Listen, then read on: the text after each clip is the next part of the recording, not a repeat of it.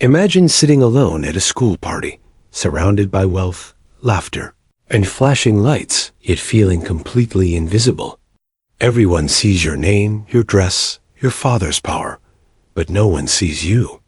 That was Clara Hill's life, the daughter of a millionaire, living in a golden cage of silence. But then, something extraordinary happened. A janitor, a man everyone overlooked, walked in and changed everything. With just a few quiet words, he showed her what money could never buy: peace, dignity, and the kind of kindness that costs nothing, but changes everything. This story isn't just about a rich girl and a poor man. It's about you, about all of us. It's about the moments when we forget to see the people who hold our world together, the ones who clean our streets, fix our lights, or serve us with a smile. It's a reminder that greatness isn't measured in wealth, but in compassion. So before we begin, take a deep breath. Imagine being in Clara's place, sitting in that crowd, feeling unseen, until someone humble showed you what humanity really means. And if this story touches your heart, don't keep it to yourself. Subscribe to this channel, share this story with someone who needs hope today, and comment below where in the world you're listening from. Let's make this message reach every corner, because the world doesn't need more money. It needs more kindness. Now, let me tell you the story of the millionaire's daughter and the janitor who changed her life forever. The lights of St. Helena's Academy glittered that evening. It was the annual school party, an event so grand that even the local newspaper covered it every year. Long black cars arrived one after another, carrying the children of the country's wealthiest families. The air smelled of perfume, wealth, and competition. In the middle of all the laughter and noise sat Clara Hill, the 17-year-old daughter of Mr. Edward Hill, one of the most powerful real estate tycoons in the city. Her father had built half the skyline, yet his daughter sat in silence near the refreshment table, staring at the lights like they were too far to reach. Clara wore a soft pink gown that shimmered under the chandeliers. Everyone noticed her, but nobody dared to approach her. She had the face of confidence, but the eyes of someone used to being alone. Her friends, if she had any, were busy taking selfies and laughing at the jokes of boys whose fathers owned airlines and tech empires. As the DJ played a popular song, Clara pretended to check her phone. The messages from her father were short as usual. Remember to smile. Make connections. Don't waste the opportunity. But she didn't want to network. She wanted someone to look at her and see her, not her last name. She sighed, sipping the untouched juice in her hand. The crowd danced, lights flickering over their faces, but none of it reached her heart. Her mother had passed away years ago, and her father's love was replaced by money and expectations. Why does it always feel so cold? She whispered to herself. At that moment, something unexpected happened. The music suddenly stopped. The crowd groaned, confused. "Hey, the sound system!" someone shouted. Near the corner of the hall, a janitor in an old gray uniform was kneeling beside a tangled mess of wires. His name was Mr. Thomas, a quiet man in his 50s who had worked at the school for over 20 years. Most students never noticed him, except when they needed something cleaned. The DJ frowned, impatient. "Can someone fix this?" The other staff looked helpless. But Thomas calmly stood up, unplugged something, adjusted a few cables, and pressed a button. Within seconds, the lights flickered back on, and music roared louder than before. The crowd cheered, but only for a second before going back to their world of glitter and noise. Only Clara kept watching him. She noticed something others didn't: how gentle his movements were, how quietly confident he seemed, and how his eyes carried warmth even in the noise of indifference. A group of boys near the punch table began mocking him. "Look at that old guy. Probably lives in the basement," one of them laughed. Thomas ignored them completely. He gathered his tools and began sweeping near the back corner, where confetti and spilled drinks covered the floor. His focus was peaceful, as if cleaning was his art. Clara hesitated, then stood up. Her heels clicked softly on the marble floor as she approached him. For a moment, she didn't know what to say. "Excuse me?" She began. Quietly. That was quick. The music, I mean. "You fixed it fast." Thomas looked up, surprised that anyone had spoken to him, especially her. "Ah, yes, ma'am. Just a loose connection. Happens all the time." He smiled modestly. "You don't have to call me ma'am," she said, smiling faintly. "I'm Clara." "Well, Miss Clara, it's good to see someone notices when things get fixed instead of only when they're broken." His tone was gentle, almost poetic. It made her pause. They stood there for a moment, the background noise fading behind them. Clara felt something she hadn't felt in a long time: sincerity. "So, do you like working here?"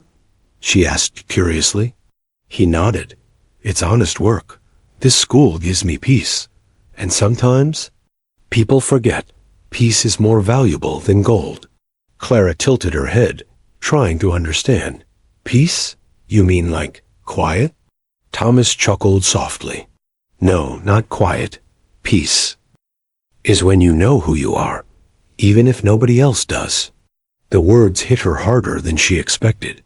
In that crowded ballroom full of diamonds and arrogance, it felt like truth had suddenly entered the room wearing a janitor's uniform. Before she could reply, the headmistress called her name from the sea. "Stage, Clara Hill, please come forward," she sighed. "Duty calls," she said softly. "Thank you, Mr. Thomas." He nodded respectfully. "Any time, Miss Clara." As she walked toward the stage, applause filled the hall. The headmistress handed her a golden certificate, top student in business studies. Cameras flashed. Her father's assistant took photos for tomorrow's headlines. But in the middle of that attention, Clara's eyes wandered to the corner of the hall, where the janitor quietly swept the floor again, invisible to everyone else. And for the first time that night, she smiled not for the camera, but for herself. Because in that moment, she realized something. Money could fill a hall with lights, but it couldn't fill the heart of a lonely girl. Sometimes it took someone who had nothing to remind you what truly mattered. She looked down at the golden certificate in her hand and whispered, "Under the music, peace is more valuable than gold." Her journey was about to change forever, and she didn't even know it yet. Lessons in the hallway. The next morning, the echoes of the school party still lingered in the air, glitter on the floor, balloons deflated, and a faint smell of sweet punch and perfume. Most students arrived late, their laughter sounding slightly more tired than usual. Clara sat in her classroom by the window, her eyes lost somewhere between the clouds. The words of the janitor kept replaying in her head. Peace is when you know who you are, even if nobody else does. It was strange. She had heard thousands of speeches from businessmen, influencers, and school counselors, but none of them had made her feel the way that one quiet sentence did. During lunch break, her best friend Ava waved from across the cafeteria. "Clara, you totally disappeared last night. Everyone's talking about your award. You were glowing up there." Clara smiled politely, but her mind was elsewhere. "Thanks, Ava. I just needed some air." Ava leaned closer. "Your dad was there, right?" "He must be proud." Clara hesitated. "He sent his assistant." "Oh." Ava's tone softened. "Sorry, I didn't." "No." "It's okay," Clara said quickly, pushing her salad around the plate. "He's busy. Always is." When Ava got up to join another group, Clara noticed the janitor, Mr. Thomas, walking past the cafeteria door with his cleaning cart.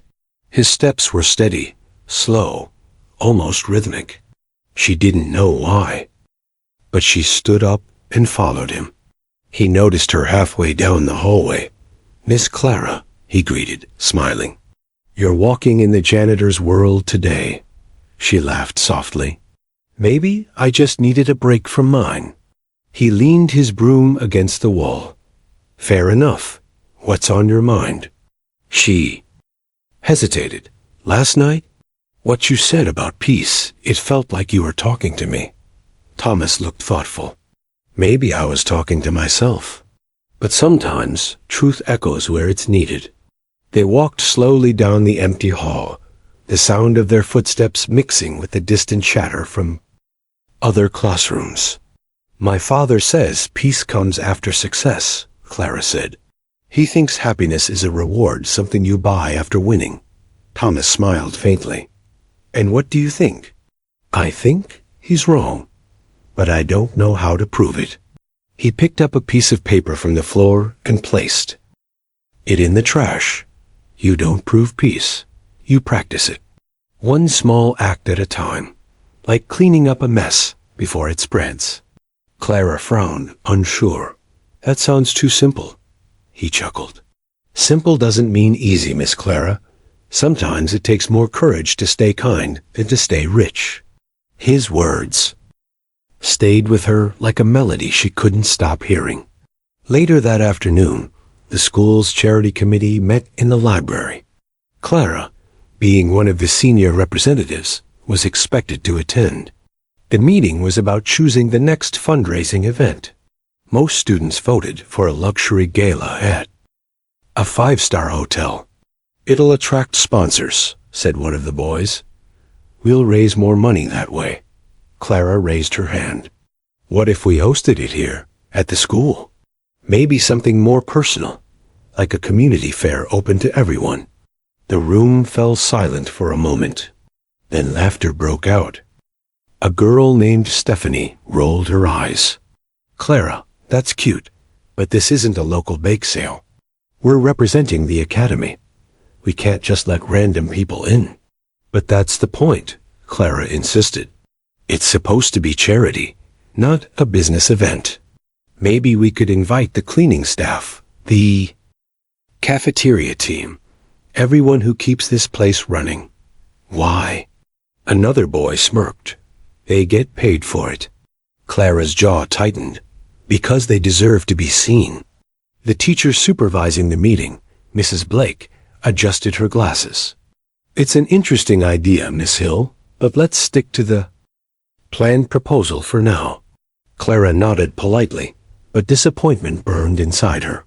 When the meeting ended, she stepped outside into the quiet courtyard. The wind carried the faint scent of rain. And there, near the garden benches, was Thomas, cleaning fallen leaves. Hey, she called out softly. Do you ever get tired of cleaning up after everyone? He looked up, smiling. Every day. But I also get to make things better every day. Not everyone can say that. She sat on a bench nearby. I tried to suggest something good today, something that could make people kinder, but they laughed. He leaned on his broom. Then you already made an impact. She frowned. How? Because truth usually makes people uncomfortable before it makes them better. Clara couldn't help but laugh. You sound like a philosopher disguised as a janitor. He winked. Or maybe a janitor who reads too much. They both laughed, and for the first time, Clara felt lighter. As the sky turned golden, Thomas began to hum an old tune while sweeping. Clara watched him in silence. He moved with a grace that came not from wealth, but from peace, the kind of peace that money couldn't buy. Something deep inside her began to shift. That evening, when Clara got home, her father was on a video call in his office, shouting orders. His assistant hovered nearby, typing notes. Clara waited quietly until he ended the call. Dad, she said. Edward Hill looked up briefly. Clara, make it quick. I have a flight to Singapore. In 2 hours. I just wanted to talk. About the charity event at school. He sighed. Good. Make it big. Invite donors. The Hill name should be at the top of the banner. That's not what I meant. she said softly. I was thinking of something smaller, more meaningful, for the school staff. He interrupted sharply. Staff? You mean the janitors and cooks? Clara, we donate millions every year. We don't have to prove anything to anyone. It's not about proving, she said. It's about connecting. He frowned. You sound sentimental. That's not how the world works. Clara's voice trembled. Maybe the world would work better if it did. Her father stared at her for a long moment, then went back to his laptop. We'll talk later. But they didn't. Clara walked to her room, tears blurring her vision. She sat on her bed, remembering the janitor's words.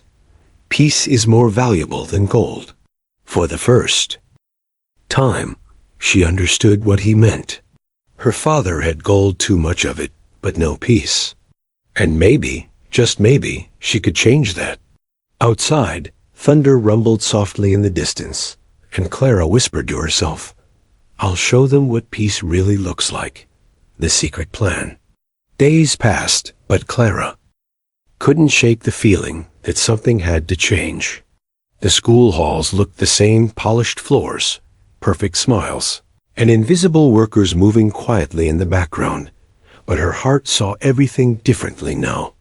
Every time she saw Mr. Thomas sweeping or fixing something, she felt both admiration and guilt. Admiration for his calm strength, guilt for never noticing before. On Friday afternoon, while everyone rushed to their luxury cars after class, Clara stayed behind. She found Thomas cleaning the music room. Mr. Thomas, she began, what if we did something different? For the school? For the people here who never get thanked? He paused, curious. Different how? I want to organize a small event, not an official one. Just something for the staff. A simple dinner. Music. Maybe students could help serve food for once. Thomas's eyes widened. That's quite an idea, miss. Clara, but the school board would never approve. She smiled mischievously. Who said anything about asking permission? He laughed quietly, shaking his head. You remind me of someone I knew long ago, a dreamer who believed kindness could move mountains. Did it? She asked. He looked distant for a moment. It did, but mountains move slowly. They agreed to meet after school the next day to plan. Clara's excitement grew like a spark in a storm. Saturday afternoon arrived with golden sunlight pouring through the windows. The school was quiet. Clara brought boxes of decorations, paper lanterns, and a borrowed speaker. Thomas had arranged tables in the courtyard, cleaned the fountain, and even fixed the old string lights. When Clara saw everything glowing under the evening light, her heart swelled. It's beautiful, she whispered. Thomas smiled. You did this, not me. No, she said softly. You inspired it. Soon, other students arrived, not many, just a handful who believed in what she was doing. Ava came too, carrying trays of food. Clara, this is crazy, she whispered, laughing. If the principal finds out. She find out, Clara said, but maybe she'll understand. They worked together for hours, setting tables and hanging lights. The smell of home-cooked meals filled the air. Slowly, members of the cleaning staff began arriving hesitant, surprised, unsure if they were even allowed. Clara greeted each one personally. You're our guests tonight. The cafeteria lady, Mrs. Lopez, wiped her eyes. No one has ever invited us before. Tonight, we celebrate you, Clara said. Because this school shines because of you. Music started to play. Laughter filled the courtyard. For the first time, janitors, cooks, and guards sat side by side with students, eating, talking, and smiling. The invisible had become visible. Thomas watched from a distance, leaning on his broom, eyes glistening with quiet pride. When Clara noticed, she walked up to him. Why are you standing there? Come join us, he chuckled. I prefer to watch. This is your gift, Miss Clara. It's ours, she insisted. You taught me what peace means. Now everyone feels it. He looked at her for a long time, then nodded and joined the table. Students laughed as he told stories about the school from decades ago. The night sparkled with simple joy. But peace rarely comes without challenge. Halfway through the evening, the headmistress arrived, followed by a few teachers and Clara's father, Mr. Hill, who had returned early from his trip. Their expressions froze the air. What is the meaning of this? The headmistress demanded. An unauthorized gathering on school property? Clara stepped forward. It's not unauthorized. It's human. Mr. Hill's voice was sharp. Clara, this is unacceptable. You could damage our family's reputation. Our reputation? She repeated. Dad, look around. These are the people who make everything work, and no one ever thanks them. This isn't your responsibility, he said sternly. It's everyone's responsibility, she replied, her voice trembling but strong. You taught me to value success, but he, she pointed at Thomas, taught me to value peace. The courtyard went silent. Everyone's eyes turned to the janitor. Thomas slowly stood up, humility in his every movement. Sir, he said to Mr. Hill, your daughter has done something most people never do. She saw us.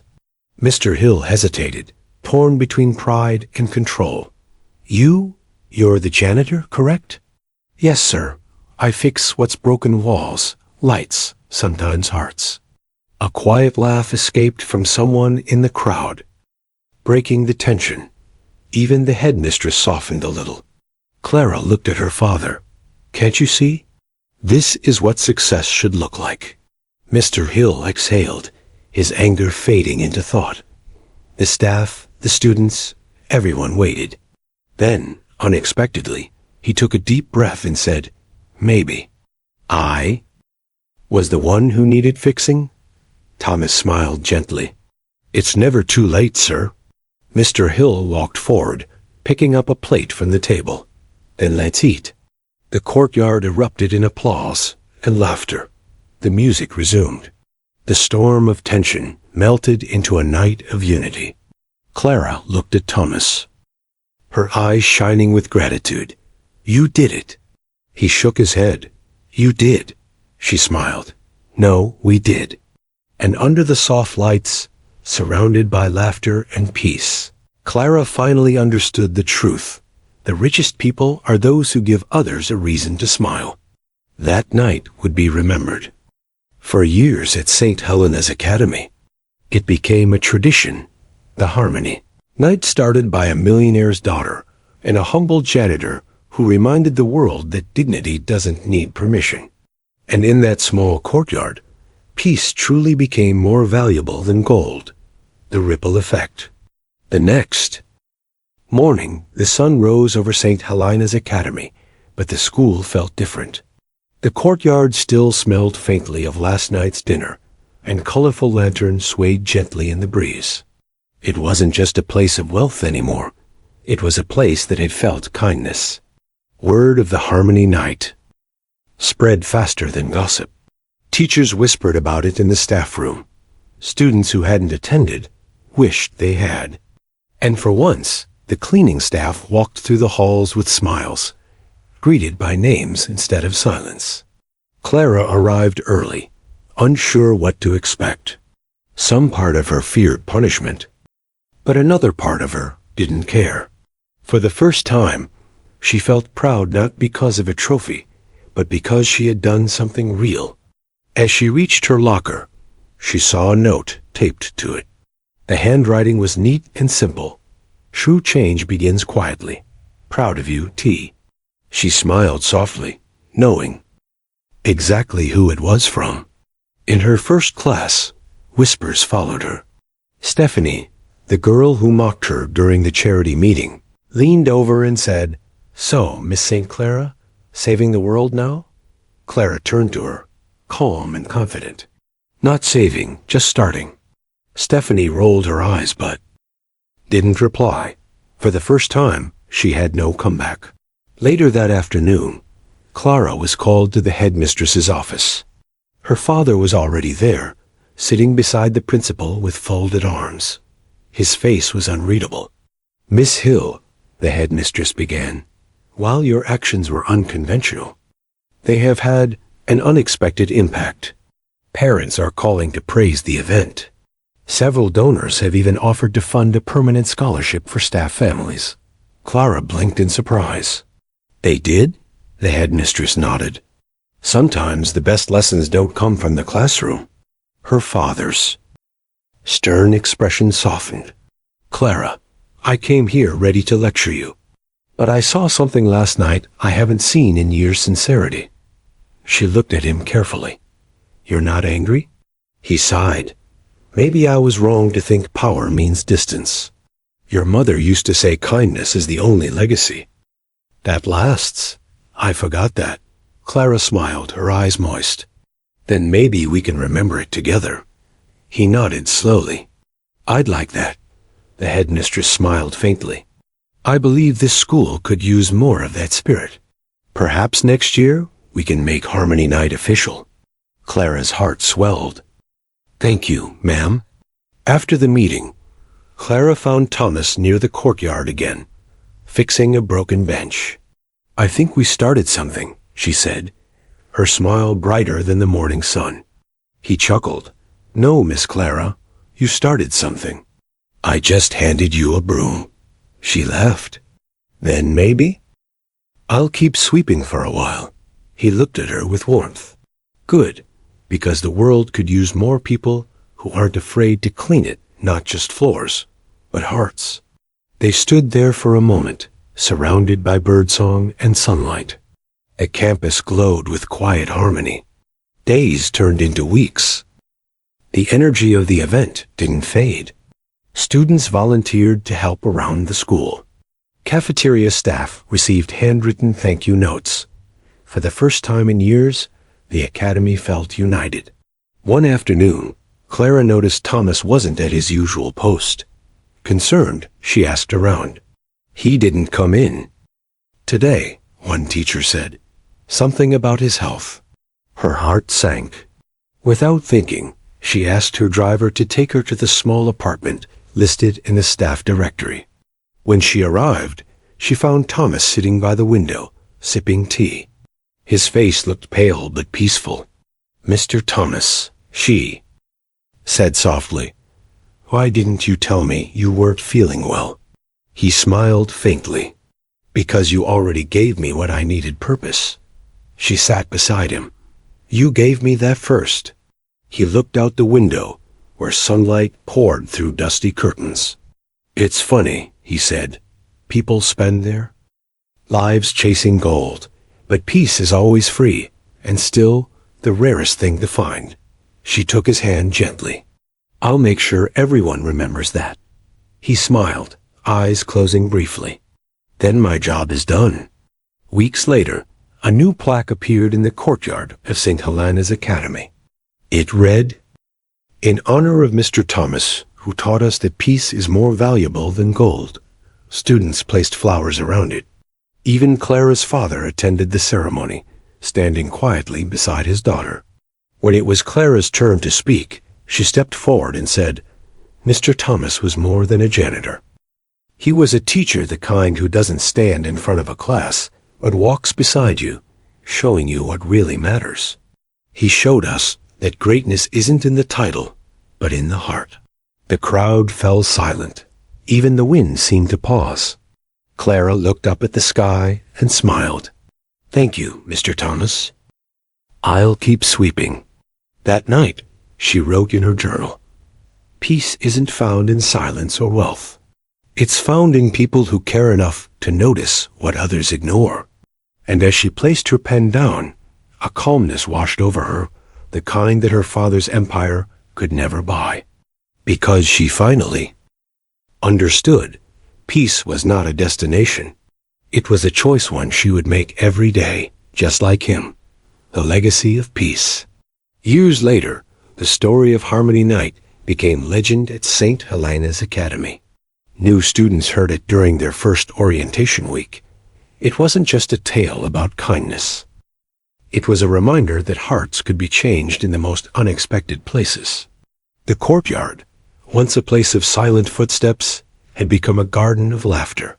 The plaque honoring Mr. Thomas still stood under a willow tree, polished every morning by the cleaning staff, who now wore their badges with pride. And beside it, a small bench bore another inscription, donated by the Hill family in memory of friendship beyond status.